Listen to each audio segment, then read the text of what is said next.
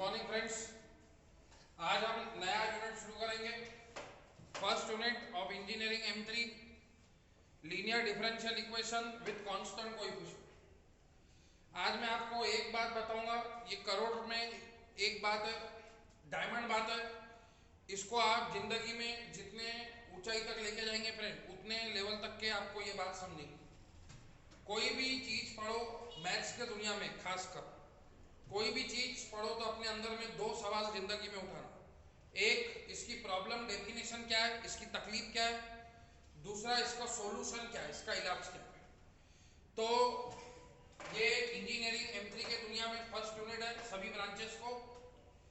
तो सवाल उठता कि लीनियर डिफरेंशियल इक्वेशन की प्रॉब्लम डेफिनेशन क्या है, क्योंकि मैथ्स के दुनिया में दो ही बातें सीखनी पड़ती है, एक प्रॉब्लम डेफिनेशन और दूसरा उसका सॉल्यूशन। तो ये याद रखिए friends, general form of linear differential equation is f of capital D y equal to f of x। जब तक ये लेसन चलेगा फ्रेंड, ये प्रॉब्लम डेफिनेशन को बहुत अच्छे से याद रखिए। अगर आप किताब में से पढ़ेंगे तो इसकी प्रॉब्लम डेफिनेशन बहुत बड़ी है और बहुत खराब है, जो जिंदगी में आप याद भी नहीं रख सकते। मैं आपको गावरानी भाषा में, सरल भाषा में, सिंपल भाषा में बता रहा हूं, सिर्फ 3 शब्दों में, f of capital D y equal to f of x। अगर आपकी प्रॉब्लम डेफिनेशन ये है तो आप समझ जाइए ये लीनियर डिफरेंशियल इक्वेशन का कुछ है। फिर लोग सवाल पूछते कि सर थोड़ा एग्जाम्पल से समझाओ, थोड़ा सा और गहराई में लेके जाओ। तो एग्जाम्पल से समझाता friend. f of capital D बोले तो एक क्वाड्रेटिक या पॉलिनोमियल इक्वेशन निकल रहता है जिसके हम लोग रूट्स फैक्टर निकालते। तो अभी का एग्जांपल मैं कंसीडर करता हूं d² + 5d + 6 ब्रैकेट के बाहर y, और f ऑफ x बोले तो कुछ तो भी वैल्यू रहती in terms of x, that is called as function of x। Any value in terms of x, e⁻x, log x, sec x, cot x, tan x, any value in terms of x, that is called as f of x। तो ये f of d एक quadratic या polynomial equation रहता जिसके निकलते root factor. बचपन में भाई बोलती थी ऐसे दो नंबर ढूंढो जिसका सम 5 आता, मल्टीप्लिकेशन में 6, तो आप चिल्ला चिल्ला के कहते थे 3 और 2, 3 + 2 5, 3 × 2 = 6। तो कहने का मतलब ये एक क्वाड्रेटिक या पॉलिनोमियल इक्वेशन रहेगा जिसके रूट्स निकलेंगे। इसमें इक्वेशन का जितना मैक्सिमम पावर रहता फ्रेंड, उतने उसके रूट्स निकलते। ये क्वाड्रेटिक इक्वेशन है, इसका मैक्सिमम पावर 2 है तो इसके 2 रूट निकलेंगे। समझो मैक्सिमम पावर d³ 3 रहती थी तो 3 रूट आते थे। फिर ये y equal to f of x। f of x बोले तो फंक्शन ऑफ x, काहीतरी किंमत आहे x मध्ये, ते आपल्याला माहित नाही पण ते काहीतरी आहे। तो एक तो यूनिवर्सिटी के पेपर में क्वेश्चन ऐसे आता, या फिर कभी कभी क्वेश्चन ऐसे आता, d² y upon dx² plus 5 dy/dx plus 6y equal to f of x। अब सवाल उठता ऐसे आने में और ऐसे आने में फर्क क्या है, तो जमीन आसमान का फर्क है। अभी मैंने थोड़ी देर पहले आपको प्रॉब्लम डेफिनेशन बताई थी और बोला था जब तक ये लेसन चलेगा ये प्रॉब्लम डेफिनेशन नींद में भी याद होना, क्या, f of capital D y equal to f of x। तो प्रॉब्लम डेफिनेशन को आप समझने की कोशिश भी करो याद करने के साथ। f ऑफ कैपिटल D मतलब क्वेश्चन में कैपिटल D होना। तो यहाँ पे कहीं पे आपको कैपिटल D दिख रहा क्या? नहीं, यहाँ पे दिख रहा था इसलिए ये प्रॉब्लम फॉर्म में है। यहाँ पे कैपिटल D नहीं दिख रहा फ्रेंड, मतलब ये प्रॉब्लम फॉर्म में नहीं। अब नहीं है तो क्या रोते बैठेंगे क्या फॉर्म में नहीं है, नहीं है, नहीं, उसको हम फॉर्म में बनाएंगे। कैसे? इसको हमको इसको इस फॉर्म में बनाना है। तो अब ये फॉर्म में क्यों नहीं है? क्योंकि यहाँ पे कैपिटल D नहीं है, इसलिए हम पुट करेंगे कैपिटल D। अब किसके जगह पुट करेंगे कैपिटल D? तो ये फॉर्म में, ये लेफ्ट साइड में आपको ddx दिख रहा क्या? नहीं, जो भी x की टर्म रहती वो राइट साइड में रहती, लेफ्ट साइड में गलती से भी x की टर्म नहीं आती फ्रेंड। यहाँ पे देख लीजिए आप गौर से। तो हम लोग पुट करेंगे कैपिटल D किसके जगह? d/dx की जगह। तो अब इधर देखिए फ्रेंड, ये d² dx², अगर इसका स्क्वायर किया तो इसने पाप किया क्या? नहीं, मैथ्स का रूल है अगर राइट साइड में स्क्वायर कर रहे हो तो लेफ्ट साइड में भी स्क्वायर करना पड़ता। तो d² dx², इसका स्क्वायर किए हो तो इसका भी स्क्वायर करो, ये d², ये y वैसे का वैसा, प्लस 5, ये d/dx में हम रखेंगे कैपिटल D, ये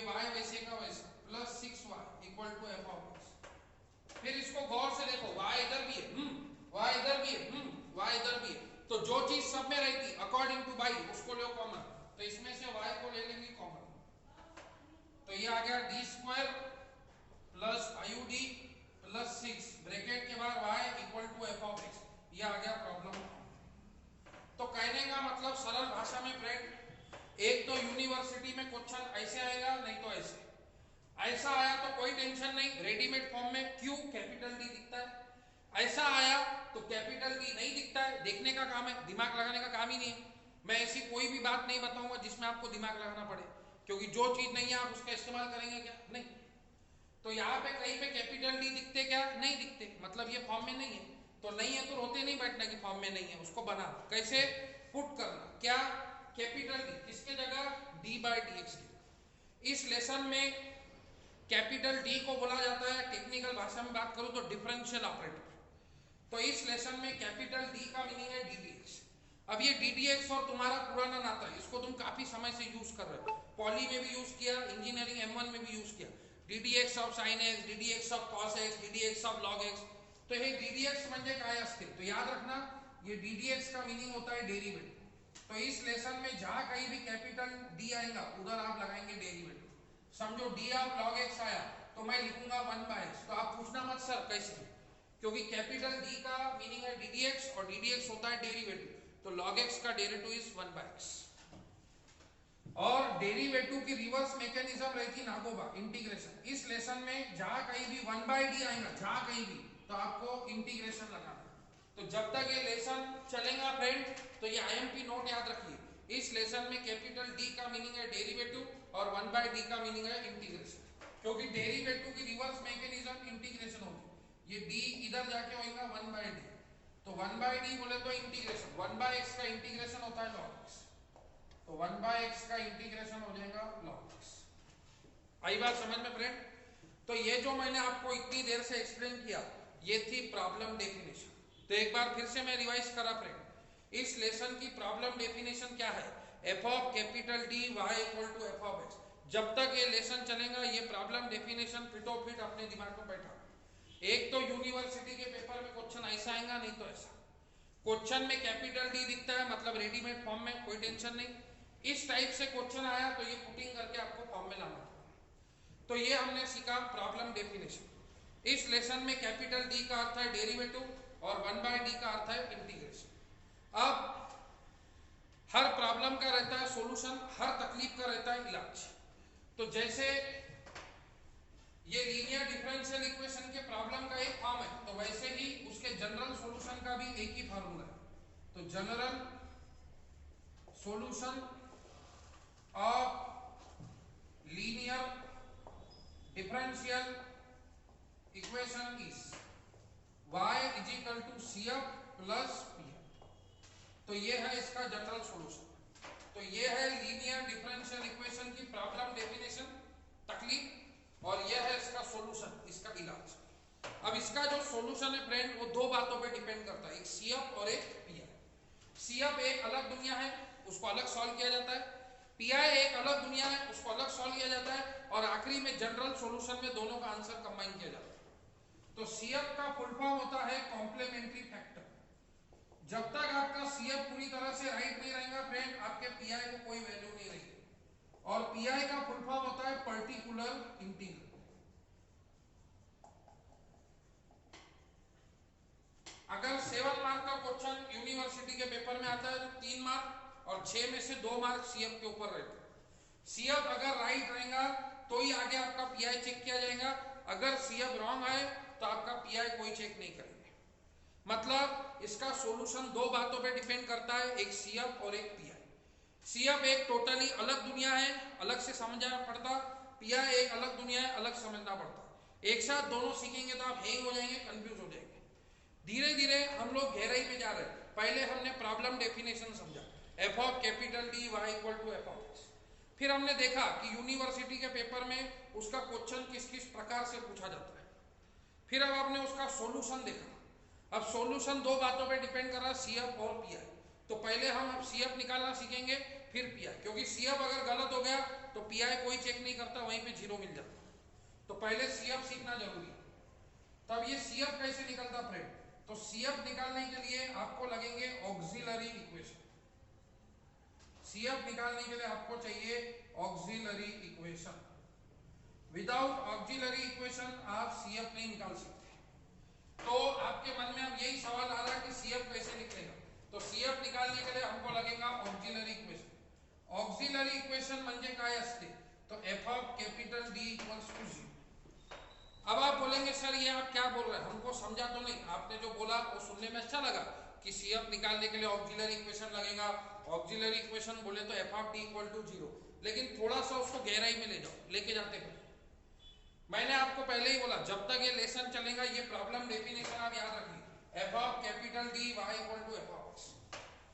अब CF निकालने के लिए अपने को सिर्फ इस f ऑफ d की जरूरत है। ये जो f ऑफ x है ये PI की दुनिया का हीरो है। इस f ऑफ x की अलग अलग वैल्यू के हिसाब से हम लोग 6 केसेस पढ़ेंगे PI के, वो क्या है वो अपन बाद में देखेंगे। लेकिन CF निकालते वक्त हमको ये f ऑफ x का काम नहीं। तो मैथ्स में अगर किसी चीज का काम नहीं रहा तो हम लोग जैसे अपने जिंदगी में किसी चीज का काम नहीं रहा, मेरे को ये ढक्कन का काम नहीं है तो मैं फेंक दूंगा। मैथ्स के दुनिया में किसी चीज का काम नहीं रहा तो उसकी वैल्यू हम 0 रख देंगे। फिर ये न्यूमरेटर का y इधर आके डिनोमिनेटर में, तो 0 अपॉन y हो जाता 0।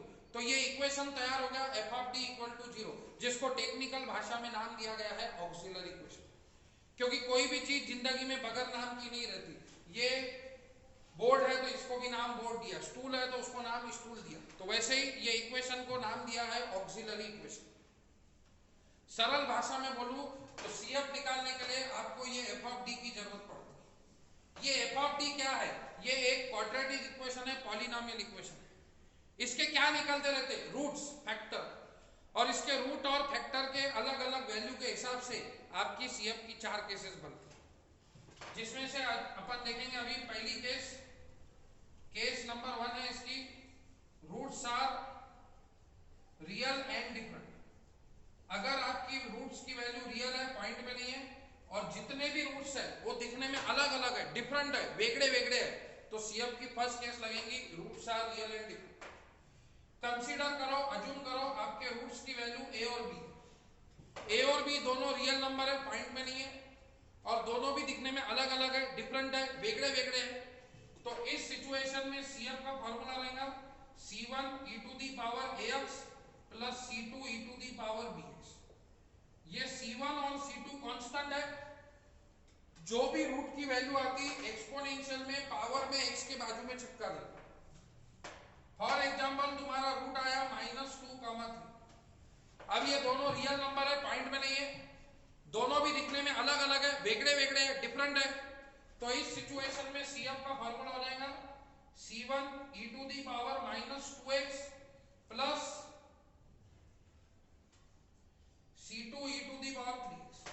तो ये C1 और C2 कांस्टेंट है, जो भी रूट की वैल्यू आएंगी एक्सपोनेंशियल में पावर में x के बाजू में चिपका देंगे। 2 रूट आए तो 2 कांस्टेंट, 3 रूट आए तो 3 कांस्टेंट। समझिए 3 रूट आ रहे हैं a, b, c। क्या तीनों रूट्स रियल है? यस, पॉइंट में नहीं है। क्या तीनों दिखने में अलग अलग है, डिफरेंट है? यस, वेगड़े वेगड़े है। तो इस सिचुएशन में CF का फॉर्मूला हो जाएगा C1 e to the power ax plus C2 e to the power bx plus C3 e to the power cx। 4 root आए तो plus C4 e to the power dx। तो C1 C2 C3 constant है, जो भी root की value आएंगी exponential में power में x के बाजू में चिपका देगा। एग्जांपल से बोलूं, अगर तुम्हारा रूट आया 1 2 3, तीनों रूट रियल है, यस, पॉइंट में नहीं है, तीनों दिखने में अलग अलग है, यस, डिफरेंट है, तो क्या आएगा CF आप ही बताइए। तो C1 e to the power ax, a की वैल्यू 1 है तो C1 e to the power x plus C2 e to the power bx, b की वैल्यू 2 है तो C2 e to the power 2x plus C3 e to the power 3x। तो ये है CF की पहली case, roots are real and different. कुछ लोग इसको रियल एंड डिस्टिंक्ट भी बोलते, वो भी चलेगा। अब जब पहली केस फेल होती तो पिक्चर में दूसरी केस आती। दूसरी केस कब आती? तो जब roots are real and equal है। अगर आपके रूट्स रियल है, पॉइंट में नहीं है, और जितने भी रूट्स है वो दिखने में सेम है, आइडेंटिकल है, तो उस सिचुएशन में उसको लगेंगी CF की second case, roots are real and equal.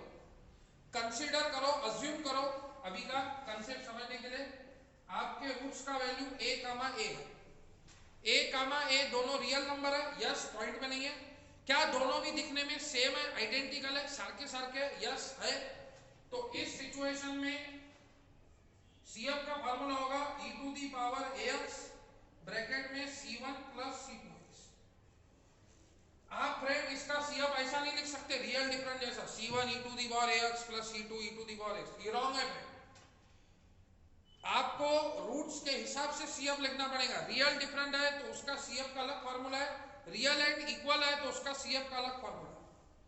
यहाँ पे दोनों रूट्स आपको आइडेंटिकल मिलेंगे, समझो -2 कामा -2, दोनों भी रूट रियल है, पॉइंट में नहीं है, दोनों भी इक्वल है, तो इसका CF हो जाएगा e to the power ax, a की वैल्यू -2 है तो e to the power -2x bracket में c1 प्लस c2x। तो इस तरह से सेकंड केस का CF लिख सकते हैं। ये वाली केस लगाने के लिए कम से कम कमित कमित आपल्याला 2 नंबर सारखे पाहिजे। आप बोलेंगे क्यों सर, अकेला ए आया तो नहीं चलेगा क्या?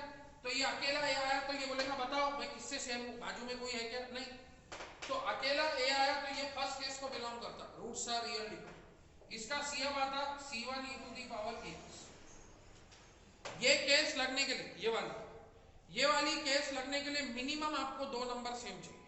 अब आप बोलेंगे सर 3 नंबर सेम आ गए तो चलता ना, a कामा a, कमीत कमीत आपल्याला 2 नंबर सारखे पाहिजे, मैक्सिमम 3 आए 4 आए करोड़ आए चलता।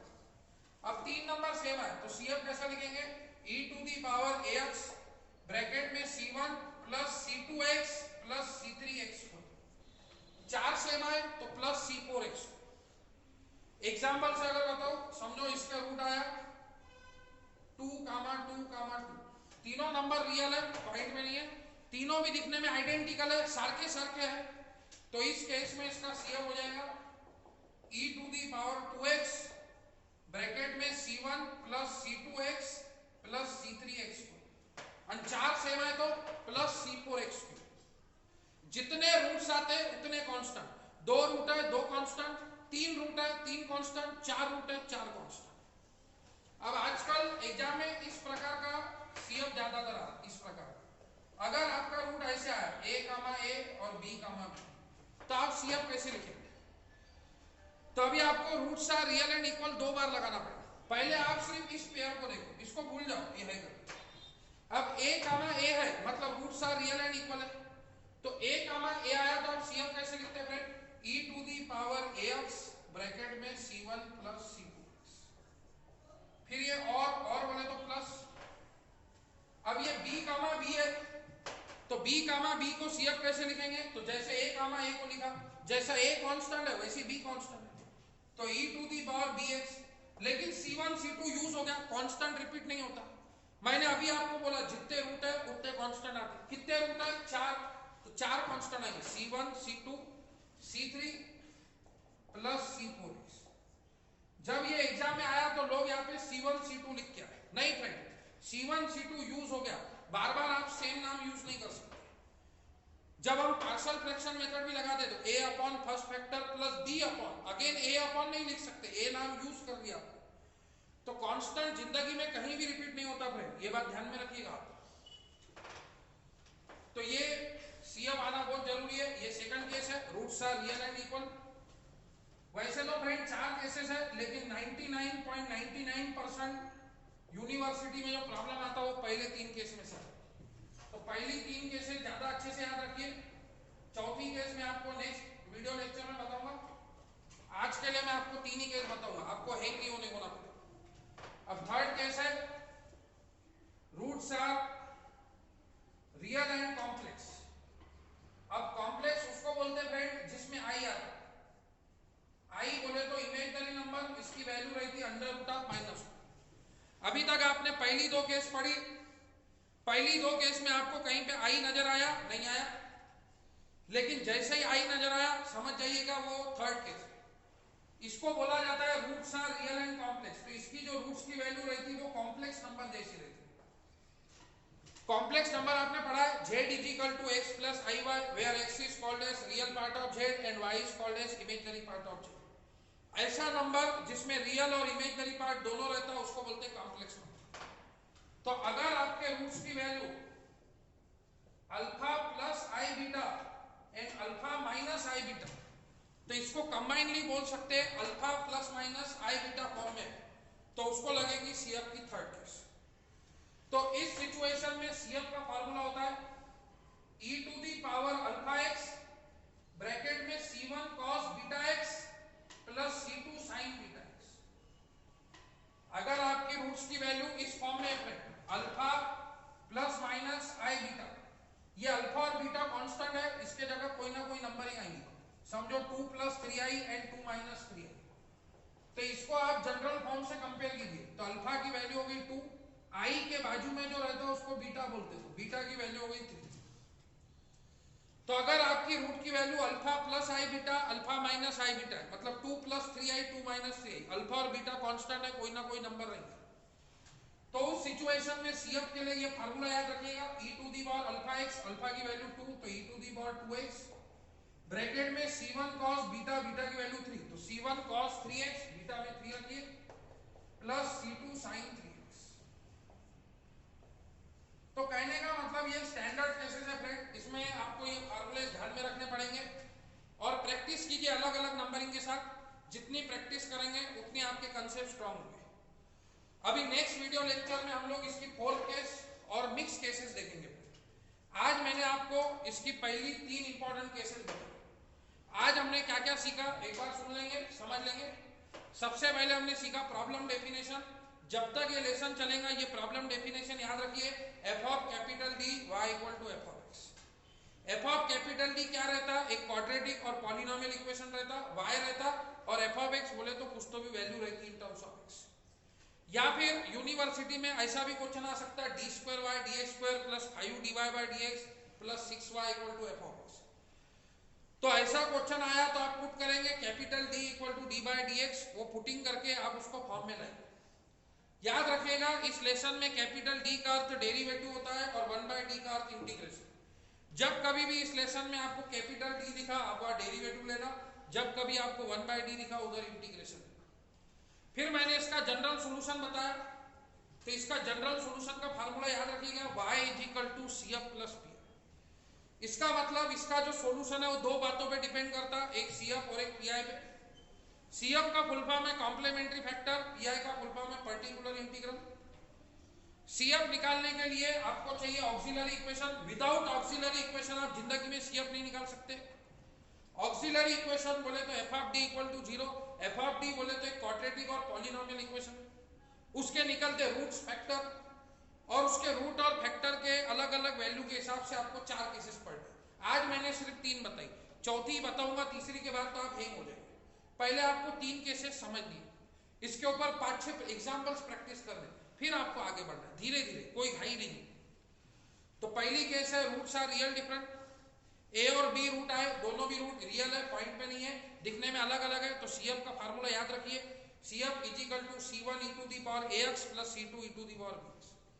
फिर सेकंड केस पढ़ा roots are real equal a comma a root है, तो 2 रूट या 2 से ज्यादा रूट सारखे सारखे हैं, तो सीएफ का फार्मूला होगा e to the power ax bracket में c1 प्लस c2x। अगर आपके रूट में i आता है alpha plus minus i beta, तो सीएफ का फार्मूला होगा e to the power alpha X bracket में c1 cos beta X plus c2 sin beta X. तो ये कंसेप्ट आप लिख लीजिए, इसको प्रैक्टिस कीजिए। नेक्स्ट वीडियो लेक्चर में हम लोग इसके कुछ एग्जांपल्स प्रैक्टिस करेंगे, और उसके बाद चौथी केस और मिक्स केसेस। अगर इस प्रकार के रूट आए a कामा b, तो हमने सीएफ कैसा लिखना चाहिए, इसको बोलते हैं मिक्स केस, पहली दूसरी मिक्स। तो उसमें हमने सीएफ कैसा लिखना चाहिए तो वो भी हम देखें। 2 केसेस मिक्स लगाना पड़ता। तो पहले जमाना रहता था लोग सिर्फ नूडल खाते थे या मंचूरियन खाते थे, आजकल मंचूरियन नूडल खाते, मिक्स, आजकल मिक्स का जमाना है, कॉकटेल। तो वो कैसे करेंगे वो भी हम सीखेंगे। आज पहला वीडियो लेक्चर है इसलिए मैं ज्यादा नहीं ले रहा, नेक्स्ट वीडियो लेक्चर में और आगे कवर करेंगे। Thank you.